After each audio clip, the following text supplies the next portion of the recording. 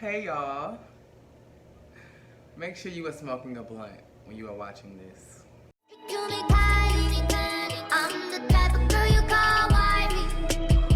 What does the cat do?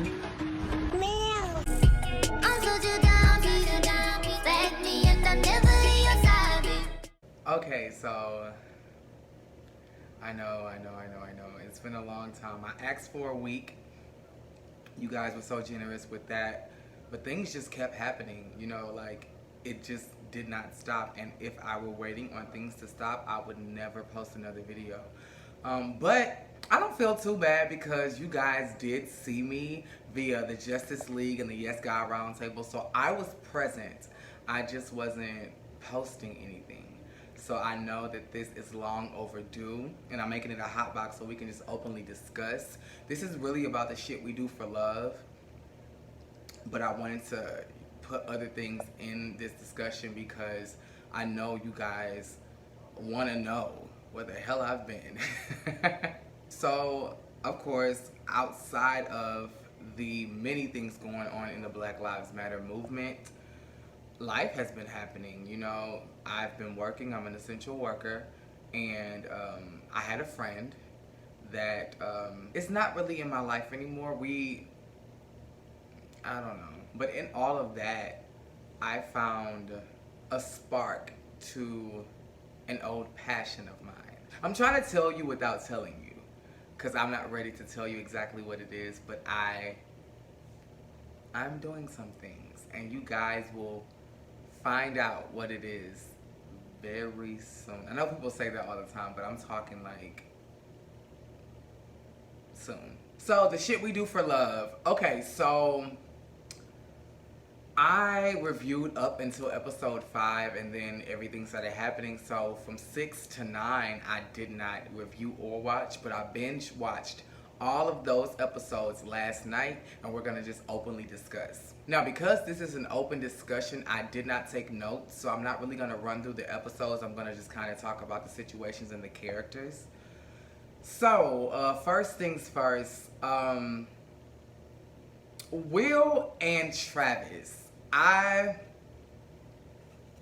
really want to know what's going on with you two. It seems like you always have tension going on, and every time you solve the tension, there is something else that's there to argue about. Like, the whole scene inside of that hotel room was unnecessary. I thought y'all had already squashed the beef that y'all had when y'all sat down outside and talked after the whole club fiasco. So I thought all of that was done. So the fact that y'all rehashed it and was about to, no, not about to, y'all literally put y'all hands on one another, and it was just unnecessary. Before I get off of this hotel party, the way y'all did D'Angelo, no ma'am. And I'm not just taking up for him because he's a Leo and I love him. I'm taking up for him because nobody should be ganged up like that. Ganged up on like that, right? Nobody should be ganged up on like that. Girl, whatever, you know what the fuck I'm talking about. But either way it goes, like, it was just so cringing to watch. Y'all were just like beating up on him, coming at him from every angle. Will was coming at him. Ryan was coming at him. Alante, is that his name, was coming at him. And girl, bitch, you said it. You said it. Leos may do a lot of things, but bitch, we don't lie. And if we do, it ain't gonna be about no simple ass shit, okay? You see D'Angelo lied about, oh, I didn't tell you about the kids, and shit like that. Shit that we know is gonna fuck us up. But if it's something that is minute, something as insignificant as a gift from somebody I barely even know, bitch, why the fuck would we make that? We don't make shit up. Now, we may lie. Let me take that back. We may lie. But we ain't finna make no shit up, bitch. Talking about one thing I don't do a lot. You a Capricorn. You do. And I love Capricorns. One of my closest friends is a Capricorn. You lie. I'm not saying my friend be lying, but bitch, that ain't the only Capricorn I know. And speaking of the whole D'Angelo and Ryan situation, y'all should just be together. Like, I don't understand, like, why you even entertaining the thought of dating somebody else when it's y'all. Okay, like, y'all were not talking because D'Angelo moved away. And there was distance, and there was just like this whole friction between y'all. But then D'Angelo came back. Y'all talked about it in the last episode that I reviewed. So now y'all got an understanding. Why y'all can't be together now? Why y'all can't see where this goes? Why y'all can't date each other? Y'all done went on dates with everybody but each other. Like, I'm trying to figure out what the fuck is going on here. And then Malcolm, you were taken aback because D'Angelo was still talking to or fooling around with or doing whatever he was doing with Ryan, but baby, like, you were doing whatever you was doing with Quentin, leading him on the whole time dating D'Angelo, which is crazy to me because you told Quentin that smoking was a non-negotiable. Smoking was a deal breaker. So if smoking is a deal breaker and this boy was not willing to stop smoking, why the fuck are you still entertaining talking to him? Why are you still in his DMs? Why are you showing up to his house? Like, Malcolm. And the last person you want to play with is a Leo. And you fucking with two? Like, you need to stop while you ahead. Now, D'Angelo, when you went over to Quentin's house to talk about this whole situation, and I love this, that is Leo energy, baby. We are going to address some motherfucking shit. D'Angelo, bitch, what's going on? And much like Leo, on the other side of that door, Quentin was like, bitch, sit down and sip slow, because if you want the tea, you about to get it. Now, my whole problem with that is, why in the fuck is you upset with or irritated with Quentin, D'Angelo, when Malcolm is the one that's fucking around? You don't know what Malcolm is telling Quentin, despite what he is seeing going on between y'all two. Because one can be led to believe that you, D'Angelo, are fucking with Ryan, but your mouth is saying we're just friends. So what if Malcolm's mouth is just saying y'all are just friends? Baby, What y'all not gonna do is turn on each other for some shit that somebody else is doing. Now, Alante, oh, girl, you're a cute girl. You really are. And I'm really trying to like you. I really am. And what's keeping me from just totally disliking you is because there is some logic in there.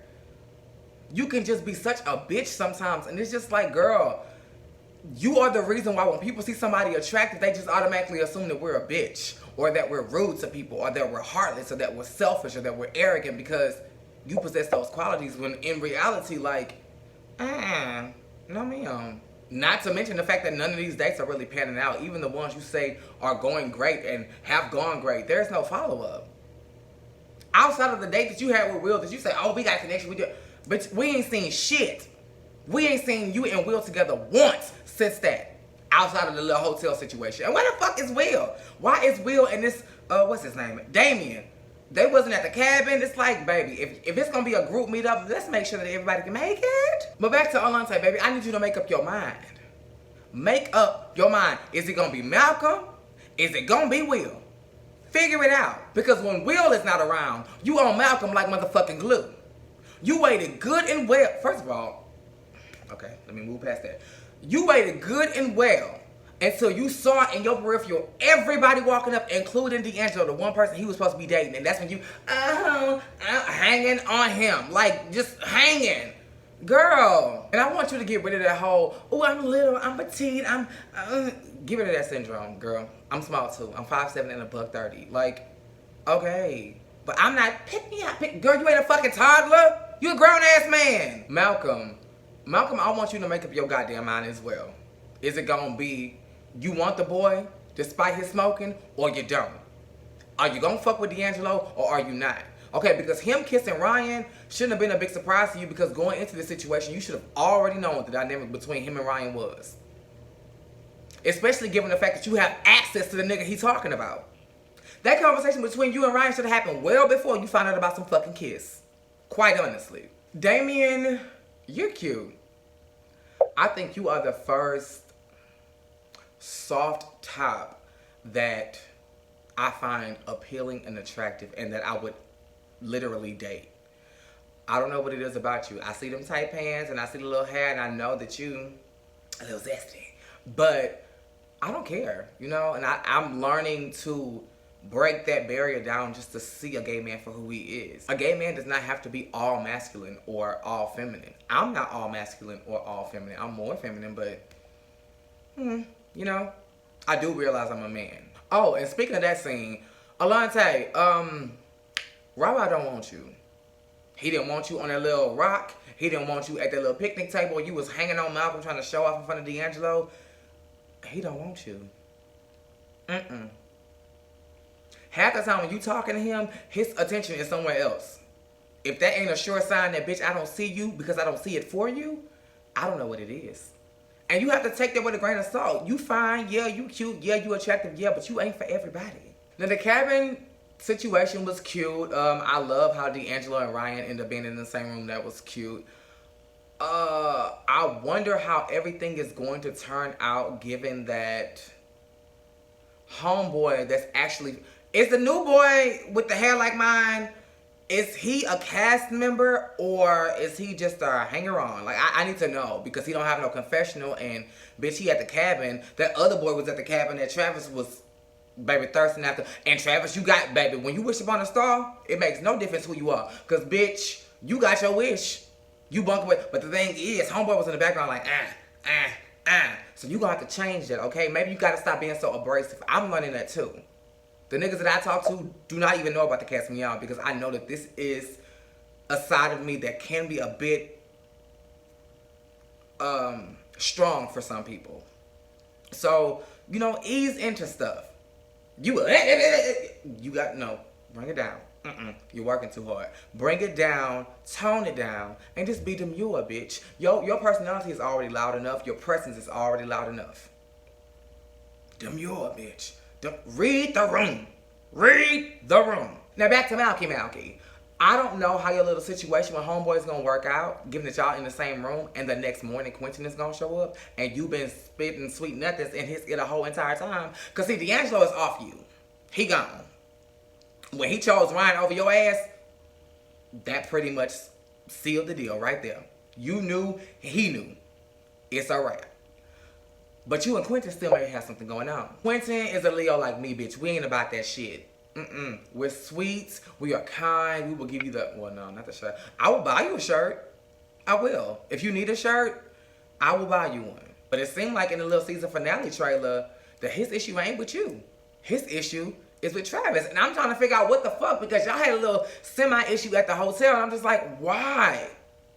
As a Leo, I fuck... Well, then again, I don't know Travis personally. I've never met him in person. But online, I fucks with him. I don't see why you wouldn't. Because me and Quentin are kindred spirits, so I would feel like, girl, I don't know. But then again, try me not. If you try me, I don't give a fuck if you the Pope. I'm going to cuss your ass out. But y'all, that's what, you know, the episodes were giving me. I am going to review the finale so I can, you know, stay on par with the scenes and stuff like that. But yeah, make sure you guys tune into the Yes God Roundtable, which is this Sunday. And I'll be on the panel, of course. And we're going to start a new segment eventually. But we can start it here and then just take it to the Yes God Roundtable. I give great advice. So if you have a question, I will keep you anonymous. We'll do a segment where I just answer your questions and give you advice. So that way, if you have a question that somebody else may have, they can watch the video and get an answer for themselves as well. Maybe I can answer my own questions that, you know, maybe you have questions like I do. And a lot of times, because I'm so connected with my higher source, God, Jesus Christ, in my quest to find answers, I just answer the question myself because I pull that energy from my source. So yeah, this is going to be interesting. I cannot wait to get it started. You can already start sending questions. I guess you could just send it to my Instagram, the Cats Me Out Official. Eventually I'll get an email, but I just want to start it off. You know, once I get a certain amount of questions, I'll just post a video and we'll go from there. But yes, I am back, you guys. I'm sorry for the long hiatus, but I needed that. I really needed that time. But it feels good to be back in front of the ring light and talking to you guys again. So yeah, make sure you guys like, comment, and subscribe. And until next time, same place, same time.